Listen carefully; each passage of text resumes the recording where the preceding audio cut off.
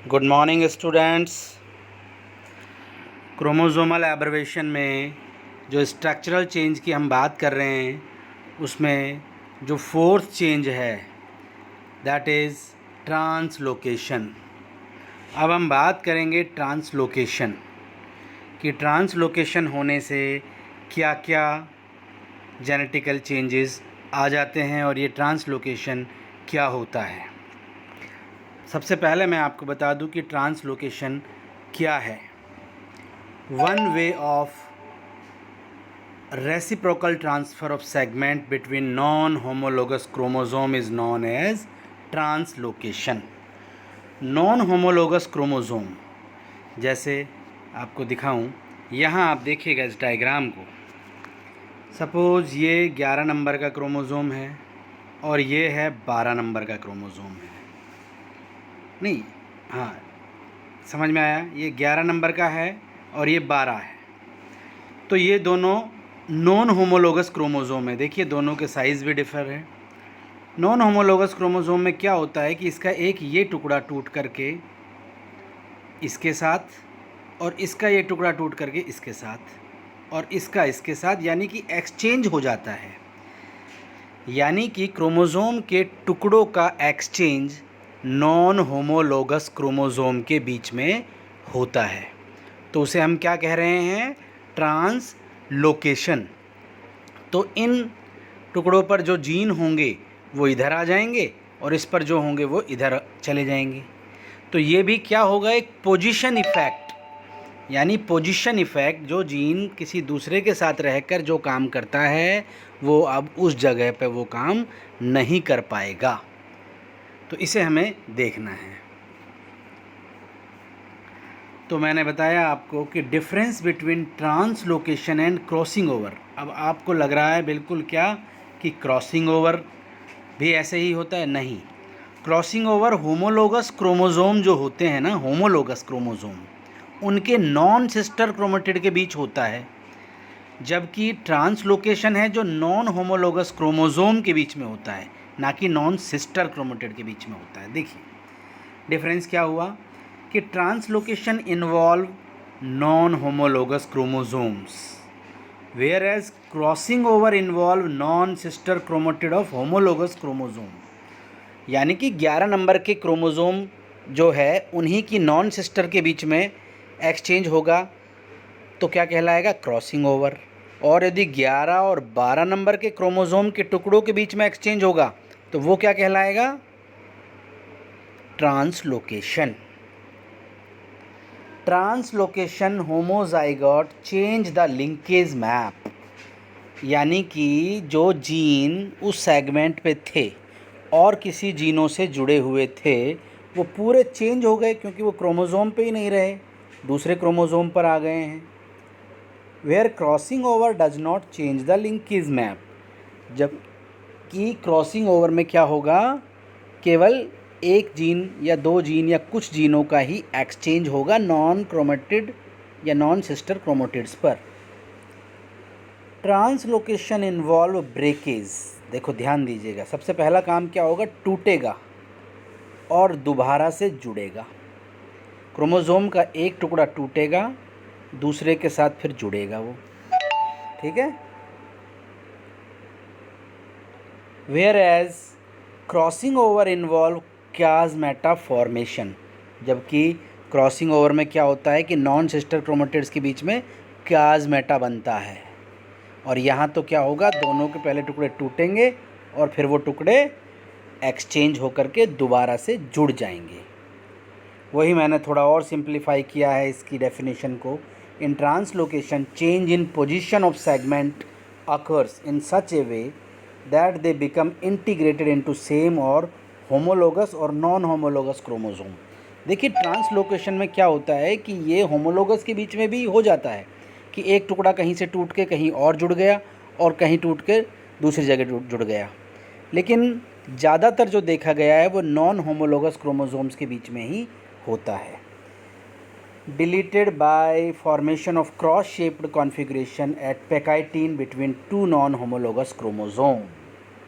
Detected, यानी कि हमने क्या किया कि जब हम पैकाइटिन में देखते हैं तो उनमें क्रॉस फॉर्म दिखाई देता है, क्योंकि ये सारे ही क्या होते हैं, पैकाइटिन के अंदर जब टेट्राड बनते हैं तो वहाँ पर आपको क्लियर कट दिखाई देते हैं।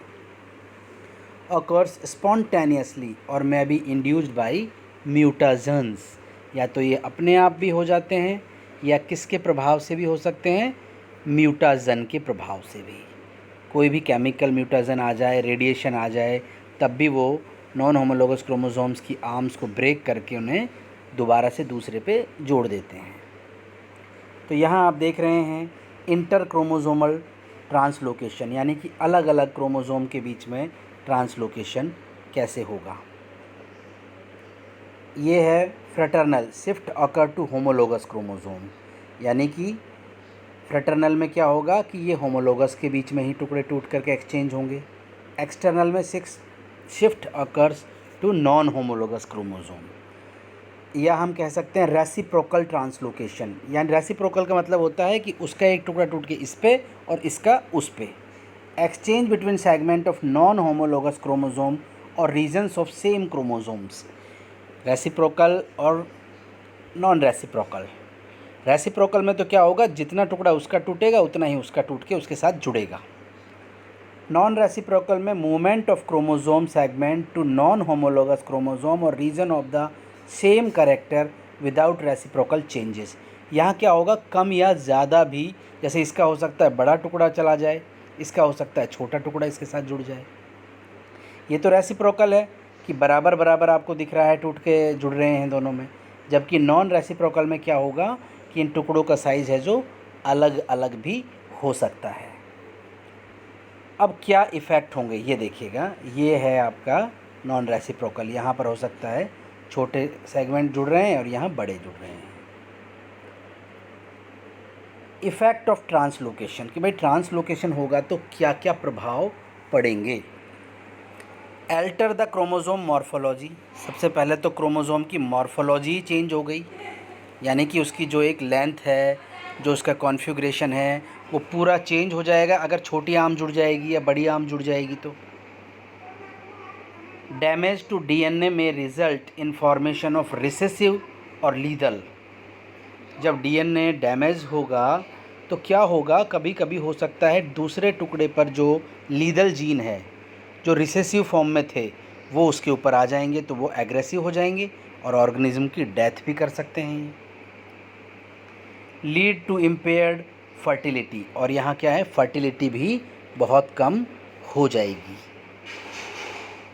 यूजेस, लेकिन हम क्या कर सकते हैं, तो ये बात तो थी ट्रांसलोकेशन की कि ट्रांसलोकेशन में क्या क्या हो जाएगा, क्रोमोसोम की मॉर्फोलॉजी चेंज हो जाएगी, लीदल जीन एक्सप्रेस हो जाएंगे, जिससे क्या होगी कि बहुत ज़्यादा लीदलिटी क्रिएट हो जाएगी, यानी कि डेथ भी हो सकती है, पोलन ग्रेन स्टेराइल हो सकते हैं, उनकी फर्टिलिटी काफ़ी कम हो जाएगी। यूजेस ऑफ स्ट्रक्चरल एब्रेशन, अब क्या है कि जो हमने 4 तरह की स्ट्रक्चरल एब्रेशन पढ़ी है, क्या क्या पढ़ी है, डिलीशन, डुप्लीकेशन, इनवर्जन और ट्रांसलोकेशन। अब इनसे क्या क्या हम इनको कहीं यूज भी कर सकते हैं, तो देखिए, study of chromosome pairing and its behaviour during cell division. तो सेल डिवीज़न के दौरान क्रोमोसोम का बिहेवियर, कि वो किस तरह से होमोलोगस क्रोमोसोम या नॉन होमोलोगस क्रोमोसोम से अलग होते हैं, वो स्टडी भी हम इसके द्वारा कर सकते हैं। और पेयरिंग के टाइम आपने देखा था कि कहीं पर जैसे डुप्लीकेशन हो गया तो लूप बन जाएगा, डिलीशन हो गया इंटरकैलरी तो वहाँ भी लूप क्रिएट हो जाएगा। Is it clear. तो ये सारी स्टडी हम साइटोलॉजी में क्रोमोसोम के बिहेवियर की इस तरह से स्टडी चेंज से पता लगा सकते हैं। For locating gene on particular chromosome, particular chromosome पर जो जीन है उनकी पोजीशन का भी हम पता लगा सकते हैं। Uses in plant breeding by increasing the dosages of certain desirable gene for increasing the activities. जैसे भाई हमने क्या किया कि डुप्लीकेशन है, उसमें किसी डिज़ायर्ड जीन की हमने संख्या बढ़ा दी, तो उस जीन से उस पर क्या इफ़ेक्ट पड़ रहा है उसकी स्टडी कर सकते हैं। और किसी जीन की पोजीशन को चेंज करके, जैसे इन्वर्जन में, ट्रांसलोकेशन में, तो पोजीशन इफ़ेक्ट की भी हम स्टडी कर सकते हैं। और हम जानते हैं कि इवोल्यूशन में तो इनका बहुत इम्पॉर्टेंट रोल है ही। म्यूटेशन जैसे जैसे होगा जैसे जैसे क्रोमोसोम चेंज होंगे वैसे वैसे इवोल्यूशन में भी इनका हम स्टडी करते हैं और इवोल्यूशन में भी ये बहुत हेल्पफुल होते हैं। Desirable character can be detected using inversion. Inversion को यूज़ करके हम डिज़ायरेबल कैरेक्टर्स को भी पता लगा सकते हैं। तो ये था हमारा क्रोमोसोम में स्ट्रक्चरल चेंजेस या स्ट्रक्चरल एब्रिविएशन। अब हमें पढ़ना है नंबर में चेंज होंगे तो, यानी न्यूमेरिकल चेंजेस इन क्रोमोसोम, कि क्रोमोसोम में अगर न्यूमेरिकल चेंजेस आएंगे तो उनसे क्या क्या इफ़ेक्ट होंगे। देखिए, न्यूमेरिकल एब्रिविएशंस, मैंने आपको स्टार्टिंग में बताया था कि क्रोमोसोम का नंबर एक या दो ज़्यादा हो जाए, एक या दो कम हो जाए, या पूरा ही सेट चेंज हो जाए तो बहुत ज़्यादा इफ़ेक्ट क्रिएट होगा। Is it clear? अब देखिए, न्यूमेरिकल एब्रिविएशन में है क्या। Changes in the number of chromosome is called as numerical abbreviation और numerical abnormality. Numerical abbreviation has two types, यानी कि जो हम न्यूमेरिकल एब्रिविएशन पढ़ रहे हैं ये कितने टाइप की होगी? दो टाइप की होगी। सबसे पहले कौन सी होगी? एनयूप्लॉइडी, जिसको हम दो टाइप में पढ़ेंगे, हाइपरप्लॉइडी और हाइपोप्लॉइडी। यूप्लॉइडी, जिसको हम मोनोप्लॉइडी, डिप्लॉइडी और पॉलीप्लॉइडी में पढ़ेंगे।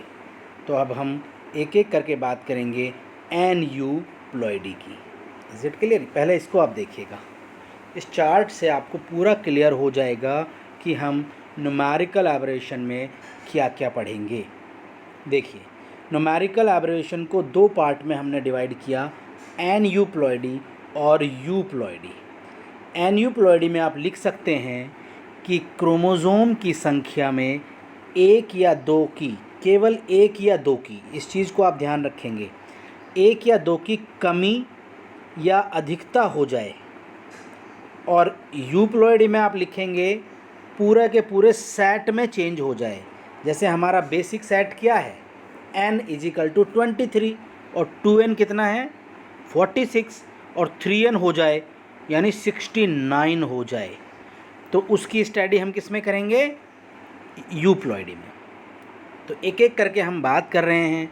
सबसे पहले मैं आपसे बात कर रहा हूँ एनयूप्लॉइडी में हाइपरप्लॉइडी। हाइपर का मतलब क्या है? हाइपर का मतलब है एक या एक से ज़्यादा हो जाए क्रोमोसोम की संख्या, एक या एक से ज़्यादा हो जाए। और हाइपोप्लॉइडी, जब क्रोमोसोम की संख्या एक या एक से यानी दो से कम हो जाए। ठीक है, तो देखिएगा यहाँ पर हाइपरप्लॉइडी की मैं बात करूँ तो सबसे पहला आता है ट्राइसोमी। ट्राइसोमी का मतलब है कि क्रोमोसोम की संख्या जो हमारी जैसे 46 है और वो 47 हो जाए, यानी कि 2n+1 हो जाए, एक क्रोमोसोम ज़्यादा हो जाए। तो इसका अगर कोई एग्ज़ाम्पल आपको मालूम होना चाहिए वैसे तो, लेकिन फिर भी मैं आपको बता रहा हूँ, जो डाउन सिंड्रोम होता है हमारे अंदर, कौन सा? डाउन सिंड्रोम, उसके अंदर जो 21 नंबर का क्रोमोसोम होता है वो दो की जगह कितने हो जाते हैं? 3 हो जाते हैं। और 3 होते ही कौन सी बीमारी हो जाती है हमें? Down syndrome. आपने देखा होगा डाउन सिंड्रोम, जिसे मंगोलियन मूर्ख कहते हैं। उसमें क्या होता है कि बहुत हाइट कम हो जाती है, मेंटली रिटार्ड हो जाता है, दिमागी रूप से कमज़ोर, सेक्सुअली रूप से भी बहुत कमज़ोर हो जाता है, जीभ बाहर निकली होती है, होंठ है जो खुले रहते हैं। तो बहुत ज़्यादा एबनॉर्मलिटी आ गई है केवल एक 21 नंबर के क्रोमोसोम का ही ट्राइसोमी होने से। Is it clear? अब टेट्रासोमी। अब यहाँ क्या होगा कि जैसे ही दो क्रोमोसोम ज़्यादा हो जाएं, 46 की जगह 48 हो जाएं, तो उन्हें हम क्या कहेंगे? टेट्रासोमी। यानी कि पूरा एक सेट जो है क्रोमोसोम का वो दो की जगह 3 नहीं 4 हो जाएगा, तो उसे कहेंगे हम टेट्रासोमी। अब है हाइपोप्लॉइडी। हाइपोप्लॉइडी यानी कि कम हो जाए, क्रोमोसोम की संख्या कम हो जाए। Monosomy, 2n-1। जैसे 46 की जगह 45 क्रोमोज़ोम रह जाए। और इसका बेस्ट एग्जाम्पल है टर्नर सिंड्रोम, जिसमें एक एक्स क्रोमोज़ोम कम हो जाता है और फीमेल में 44 प्लस 1 एक्स ही रह जाता है और उसमें फीमेल के सारे कैरेक्टर लगभग ख़त्म हो जाते हैं। तो समझ में आ गया आपको मोनोसोमी। नल्लीसोमी में क्या है कि पूरा का पूरा सेट ही गायब हो जाए, एक पूरा क्रोमोज़ोम का जो 23 पेयर हैं उनमें से एक पूरा पेयर गायब हो गया और 22 पेयर रह गए, यानी 2 क्रोमोज़ोम कम हो गए, यानी 46 की जगह 44 ही रह गए। तो उसे हम क्या कहेंगे? नलीसोमी। क्लियर हुआ आपको नलीसोमी? और यूप्लॉइडी में आप क्या देखोगे कि भाई हमारे गैमेट में जैसे एक एन ही होता है, 23 क्रोमोज़ोम होते हैं, तो वो होगा मोनोप्लॉइडी। और हमारी जो पूरी बॉडी है वो डिप्लॉइड होता है 2n। अगर डिवीज़न ठीक से ना हो और उनकी संख्या 3n हो जाए तो हम उसे क्या कहेंगे? पॉलीप्लॉइडी, जिसको हम अब डिटेल में एक एक को पढ़ेंगे। लेकिन आज के लिए इतना ही काफ़ी है, इसे आप देखिएगा, ठीक है? फिर नेक्स्ट क्लास में हम इसको डिटेल में पूरा कराएंगे। Thank you.